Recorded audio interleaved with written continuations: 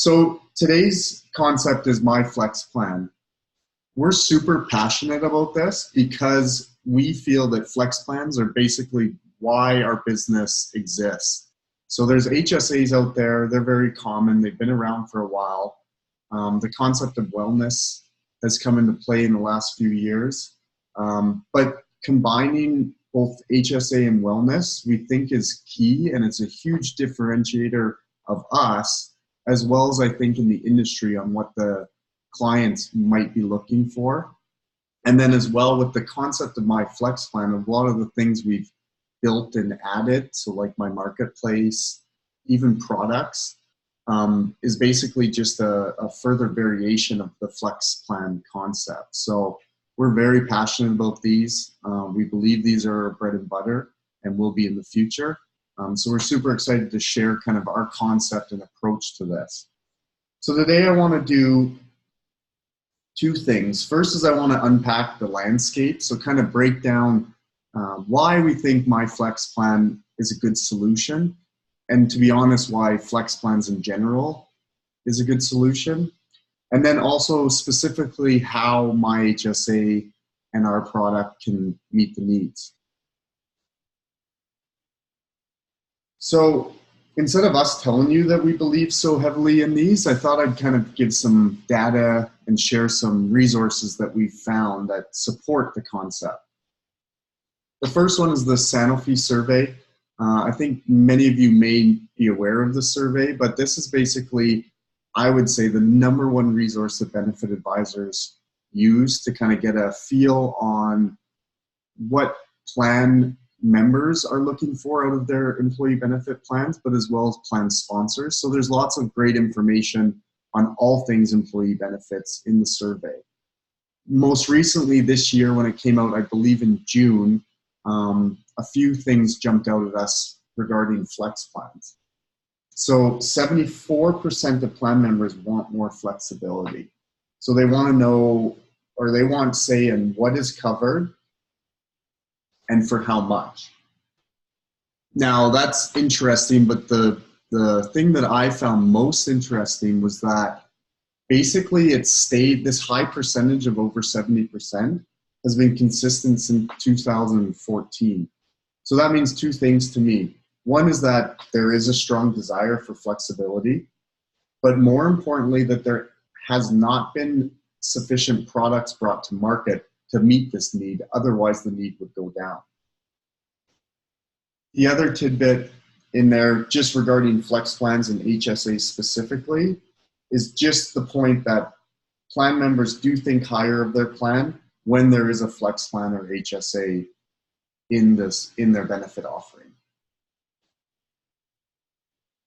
Something that came out, I believe, July 16th, was an RBC survey, and it talked about the fact that employees are looking for more personalization with their plans. Now, when I think of personalization, I immediately think flexibility.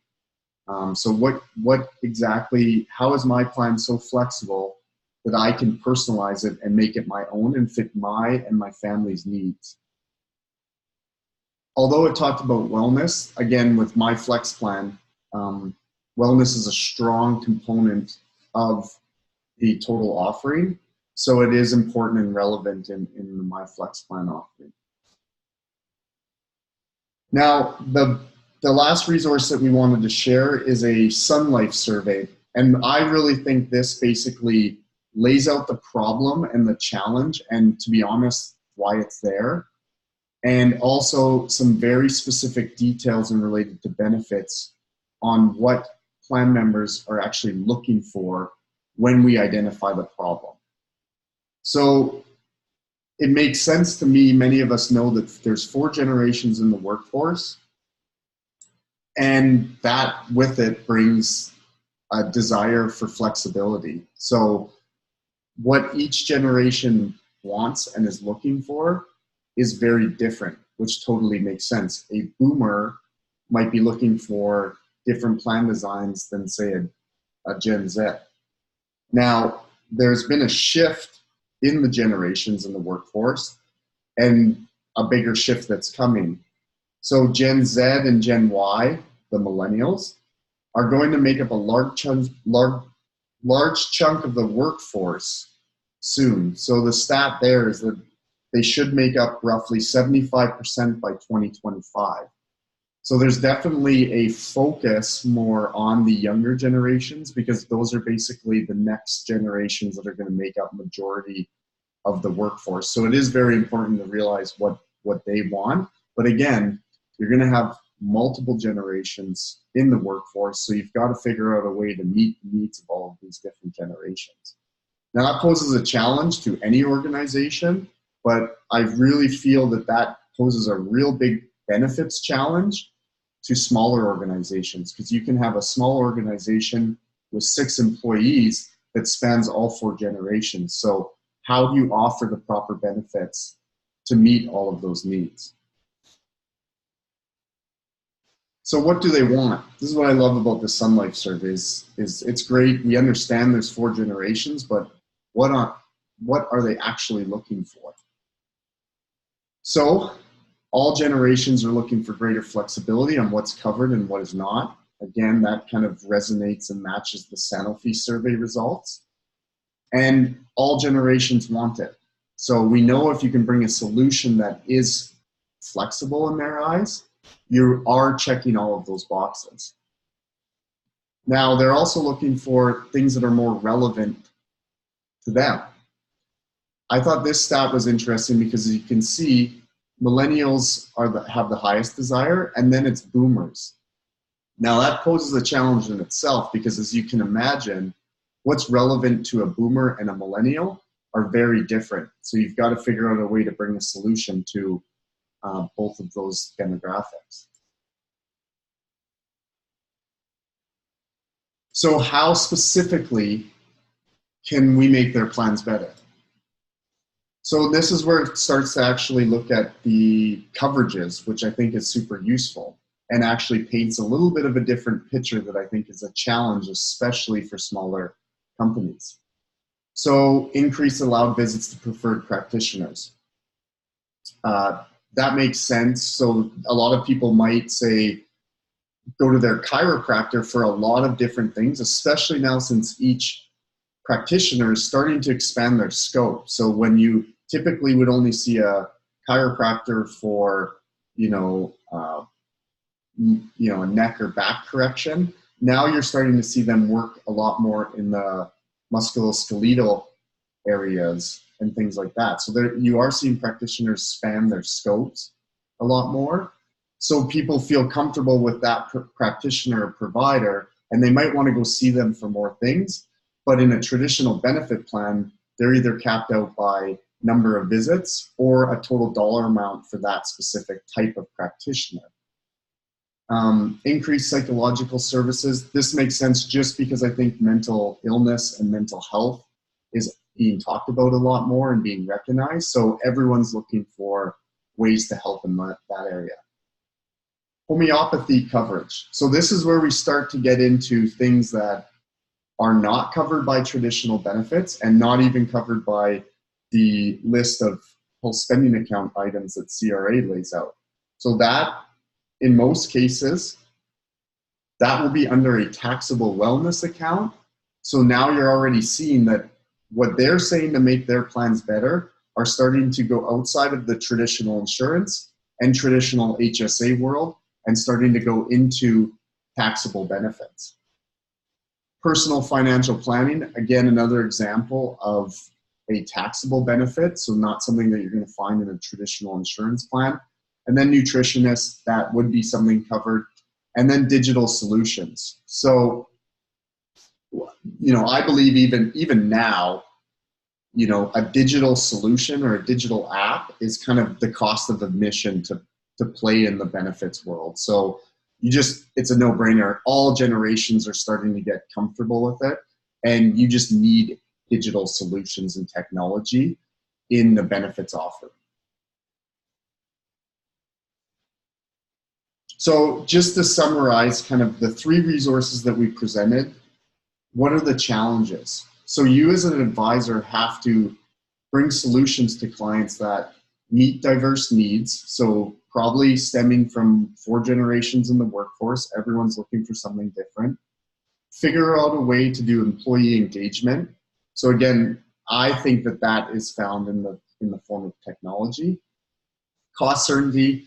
These resources didn't specifically dive into cost certainty, but as we all know on this call today, cost certainty is important for any size business, and especially the smaller ones, because the cost certainty can basically be the difference between, to be honest, offering a plan and not offering it. So if there's not some sort of cost certainty, that small employer can't even implement one because they're not sure if they can maintain it if the costs aren't certain going forward. And then risk management.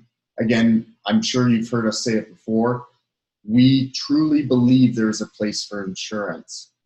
We do self-funded health spending or self-funded accounts, but we do believe that catastrophic risk should be backed by insurance.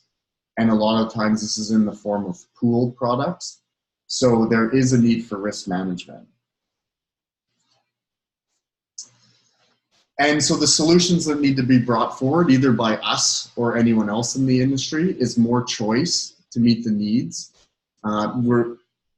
We find, again, we offer it, is the defined contribution model checks a lot of the boxes. It has to be technologically enabled, and options to add products. So this is where I'd say with the risk management, there has to be options that you can insure the catastrophic, either with us or even outside of what we offer, to meet the needs for the risks that are involved for each client.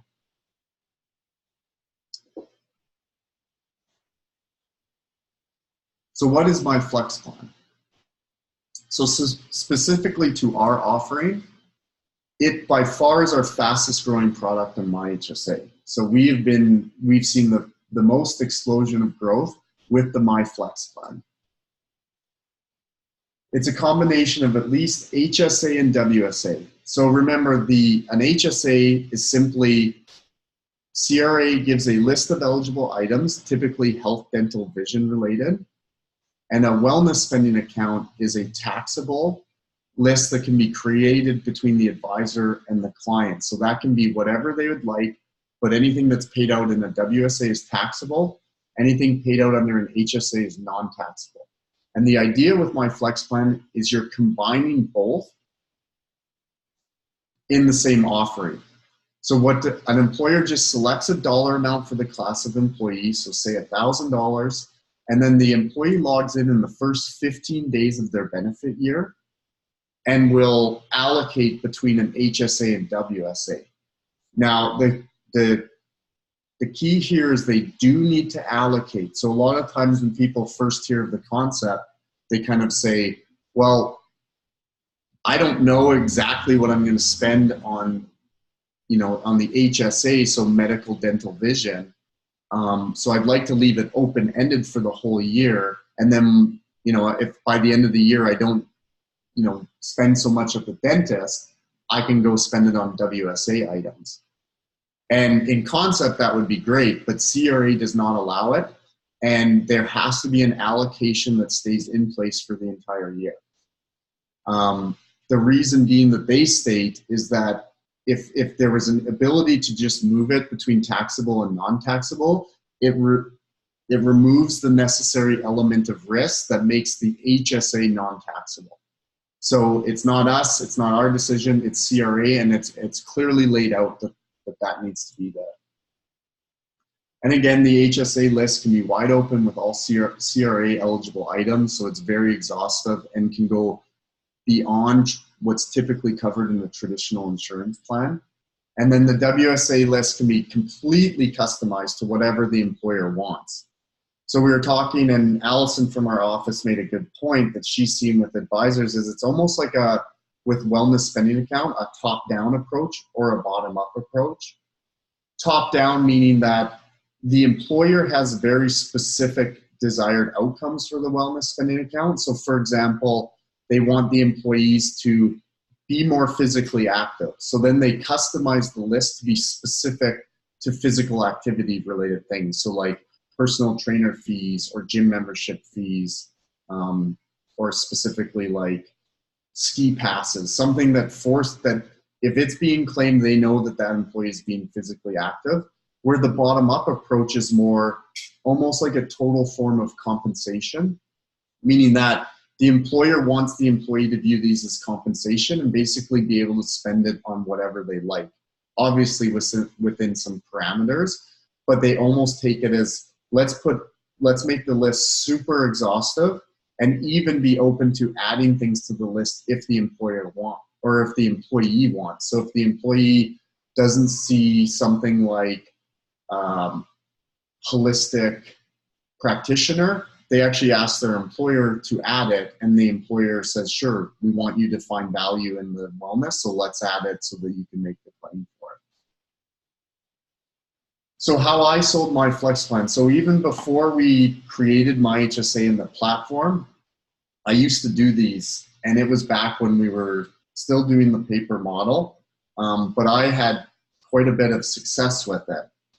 And especially back then, because small companies were always open to hear if I could bring them some sort of flexibility to their benefit plan at a fixed cost, they were all ears. They'd always hear me out on the concept. And especially back then, a lot of advisors still weren't even talking about health spending accounts, let alone the fact that we were doing wellness spending account, even by paper, was very unique. And I would argue, even much like today, carriers then weren't offering any sort of flex plans to smaller companies. And even now, I do find that an insurance company offering even to a smaller company that is, more of a flexible style plan, it has its limitations because it's not in the form of a spending account. So even if you're giving the employee options to choose coverage, their coverage options are still insured plans. So meaning that there's still these requirements on types of practitioners, limits, even dental plans. So it's not open-ended like a defined contribution model where they can go they want to spend all of it on on a dental cost for a family member. They can do that with a spending account, but with an insured plan, there's still limitations. So I would argue that insurance companies still don't offer as much flexibility as you can get with a spending account, even in today's market. But back then, there definitely wasn't anything out there that was as flexible as a flex plan. And again, because I was dealing with small to mid-sized companies in a lot of cases, starting out in the industry, they wanted budget certainty. So it was music to their ears that I could actually put in place something where the cost would only increase if they wanted it to. And then as well, what I would do is I would layer pooled products on top of it. So I would actually have the life AD&D and disability products separate with a carrier, no problem. And I could do that with small groups as well too. There wasn't a size where where the carriers wouldn't quote. I had them for small groups and even larger groups. And then I would have separately the flex plan, where in those days, the employees would allocate on paper and make their allocations, and then I would collect them and then manage it on the back end. But I would have the pooled product so I could take care of the catastrophic risk, and then the flex plan inside. And then one trick that I would actually do is I would have the pool benefits renew at a different time than the self-funded flex plan. So what this did is, it gave me more touches with the client, so it was a lot more reasons to meet and discuss the plan. But as well too, I was told by even some of my clients that where advisors would call them all the time, but it was really hard for them to even understand how I was doing it because there wasn't a nailed down renewal date the same time, like every August 1st. I would have, a portion, the flex plan might renew calendar year, and then the pooled products renew every April. So it was really hard to pin down a renewal date that made it tricky for outside advisors to get in on my accounts. So the strategy of adding a group RSP, I actually think this is the secret weapon. So, and I used to do this as well too. Again, a lot of this stuff is before we started this business, I didn't know any better. So I was just doing it in my own little silo. Again, I was working with Tim, but I was on my own selling group benefits. So I really didn't know what typical advisors were doing out there. So I used to layer on a group RSP for small companies all the time. And it was a secret weapon. And now what we find is there are some advisors that do it, and the ones that do it, they do extremely well. And I think partially because a lot of advisors don't think to add it, but by adding it is you now give even a small company such a wide range of flexibility and different options that cover so many different areas that it's super powerful. So what's the concept with this? Basically what happens is you set up the same premise works, you set up the same fixed dollar amount. So say they want to still give the employee $1,000 and you're just adding another option. So before, typically you'd see an HSA and a WSA. So the employee logs in and allocates between an HSA and WSA. Now there's just simply a third option, which is an RRSP option. And again, the first 15 days of the year, the employee is going to allocate between the three options. But now with RRSP, the advisor will set up the relationship with that carrier. So you can set up with whatever carrier you like. It doesn't matter to myHSA. And there's now the option. The employee allocates, and then reporting we provide. Once the employee is allocated in the first 15 days, there's what's called a flex allocation report that can be run by the plan administrator at any time. What this report shows you is what employees allocated for their year to each option. So most important that they're looking for in regards to RSP is they just need to know what the employees allocated to RSP, and then they can make the contributions directly to the RSP provider. And it's really easy. Typically all that is an Excel upload to the carrier once set up, and then they just do the direct withdrawals. Very easy to do. And with the report, they've got all the information that they need to make that. We have been talking with some carriers so that we could just automate it. So we hope to have, some partnerships there. But again, like we're honest with our advisors, our fear with that is that certain advisors like to use certain carriers. So we would never even force, even if we did have a carrier, you could still do it with your own carrier of choice. So the way it works now is you can choose any carrier, use the reporting function. We can still report the allocation that the employee does, and it works very seamlessly. Like I said, we have lots of advisors that do it on the system, and it works extremely well. So typical market for myFlexplan, 2 to 100 employees is a great market. We always say, like, people know what HSAs are. They know they're flexible, but if you think about it, if you can add a HSA, a wellness spending account, and an RRSP, it takes the concept of HSA being flexible and puts it on steroids. Your flexibility goes through the roof. And if you think about it, you're kind of checking 3 boxes for the employer.